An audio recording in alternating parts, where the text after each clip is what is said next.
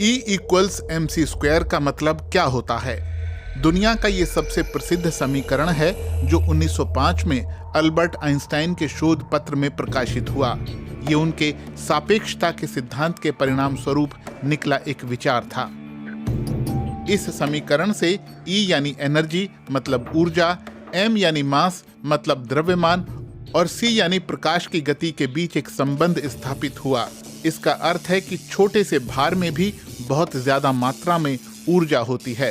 Atom के nuclei जब आपस में टकराते हैं तब यही होता है। सूरज के भीतरी हिस्से में भी ऐसी ही टक्कर यानी फ्यूजन होता है।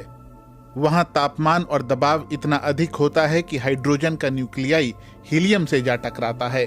रेडिएशन के कारण सूर्य हर सेकंड अपना 40 लाख टन भार खो देता है। हालांकि उसके कुल भार के हिसाब से देखें तो ये समुद्र से बाल्टी भर पानी निकालने जैसा है।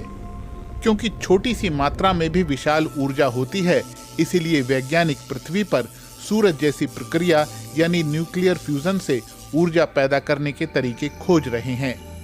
हालांकि ऐसा होने में बहुत समय लगेगा। न्यूक्लियर फ्यूजन में भी ऊर्जा पैदा होती है। इसका एक बहुत जाना माना उदाहरण है परमाणु बम।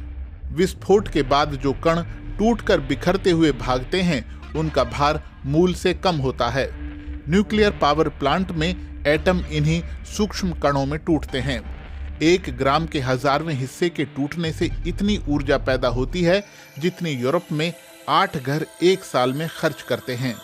आइंस्टाइन का फॉर्मूला ये भी दिखाता है कि ऊर्जा भी भार में तब्दील होती है। पार्टिकल एक्सेलरेटर यही करता है। चार्ज्ड एटम या सब एटॉमिक पार्टिकल तेजी से दौड़ाए जाते हैं और उन्हें विशाल डिट्रैक्टर से टकराया जाता है।